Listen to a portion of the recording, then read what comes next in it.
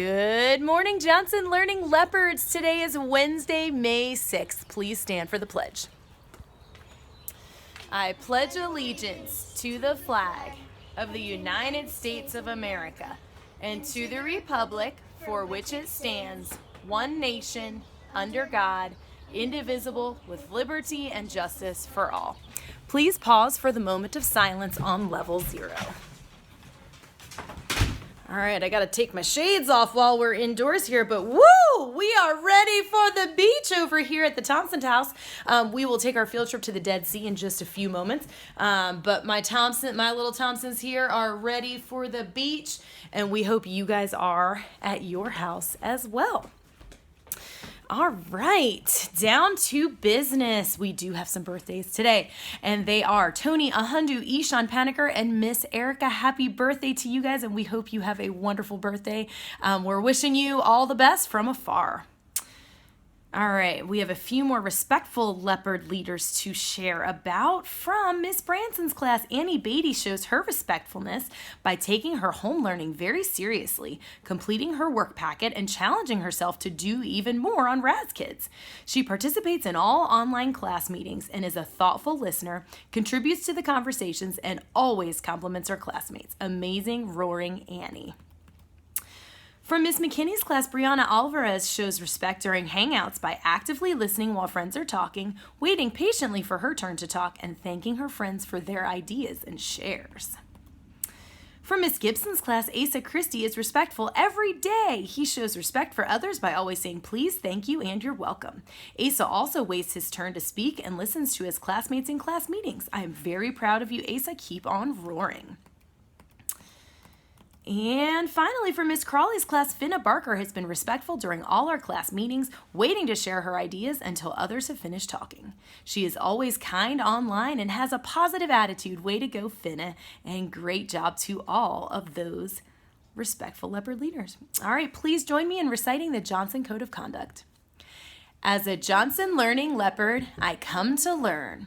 I promise to roar by being respectful, open-minded, actively engaged, and responsible. I will always try my best. All right, so news you can use. As you guys know, this week is our Trip Around the World Dress Up Week, and so today we're dressed up to go to the beach at the Dead Sea, which is in the Middle East, and we're going to share about that in just a little bit. And tomorrow, we are going to take a trip into the Amazon rainforest, so dress in your most tropical clothing for tomorrow. All right, let me flip on what I've got here to share with you guys about the Dead Sea. All right, so I'm going to try to do a better job of sharing my screen. I looked at some of the other videos the other day, and I was like, oh, my hands are all in the way of everything. So here is our map of the world. We have been to Africa on our very first day, and we talked about how we live here in the United States of America. So we went to Africa the first day, we went to Antarctica yesterday, and today we're going to go to the Dead Sea, which is right in about here in the Middle East, and I'm going to zoom in a second on some maps to show you a little bit more clearly where it is. So here is a larger map, and here's Africa, and the Dead Sea is located right here at this little red dot, and here it's zoomed in even further where you can see the Dead Sea is right here. It's between Israel and Jordan.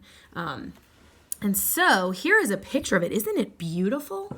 The Dead Sea, in Arabic, it's called Al-Bahr al-Mayit, which means Sea of Death. And in Hebrew, it's called Yam Hemelah, which is also called Salt Sea. And it's, like I said, it's a landlocked salt lake between Israel and Jordan in southwestern Asia. So the Dead Sea is 1,371 feet below sea level, which actually means it's the lowest point on the surface of the earth, which I did not know when I was before I was researching this, which is pretty cool.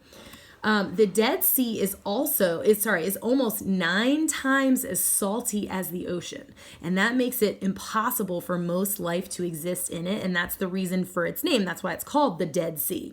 However, it's not completely dead because some types of bacteria are able to live in the water. And so these little ridges that you're seeing here and these things, this is buildup of some of the salt that is in the Dead Sea. And finally, you'll see that this lady, she's just chilling. Because the water is so salty, it weighs more than fresh water, which lets people float in the Dead Sea without any effort. So you can see how she's just like laying there. She's not having to kick her legs like you usually would do if you were trying to float up to the top. And so tourists come from all around the world to float in the water, which I think is pretty cool. And that's one of the reasons that I picked it, because it's on my bucket list of places that I would love to go someday. So I hope you enjoyed our trip to the Dead Sea, and get ready for our trip tomorrow to the rainforest. All right, it is time for our celebrity guest clue, and we'll consult with the Thompson audience here to see if they have any revisions to their predictions. But our clues so far are that this staff member loves to watch and talk about football. You can hear music coming from her room in the morning. And here is a clue that I think is probably going to help some of you guys figure it out, or at least revise your prediction. She is originally from West Virginia. So I'm going to pan over to the Thompsons and see if they have any revisions to their predictions. You think it might be Miss Rickabaugh. Okay, why do you think so? I don't know why, but I just feel like I've heard of her from West Virginia. I don't know. Okay, well, here's the question, Benjamin. Your prediction or your possibilities yesterday that you were thinking about were Miss Croce and Miss Rickabaugh. Yeah. So is there a reason now that you think it's not Miss Croce? Because Miss Croce's from Pittsburgh. Oh, and what state is Pittsburgh in? In Pennsylvania. Oh, so Benjamin is using those clues to revise his prediction. So Benjamin thinks it's Miss Rickabaugh. Miriam has given a thumbs up. We'll see. And tomorrow we'll give you one more clue before we introduce who she is. All right. Shout outs go to all of our instructional assistants who helped put together the kindergarten and first grade learning packets on Monday. So if you see your IA this week on a class meeting or something like that, give them a shout out and tell them thank you so much for helping, because that was a lot of work. That was more work than I could have done by myself. And we had about 10 people helping, which was super duper awesome. So if you are in kindergarten or first grade, you can expect to get a new packet in the mail within the next couple of days, and that will start next week. All right, I'm going to sign off. I hope you guys have a wonderful Wednesday, and think about how you can roar at your house today or wherever you are. We love you and we miss you. We will see you tomorrow morning in your best tropical wear for our trip to the Amazon rainforest. Have a wonderful day.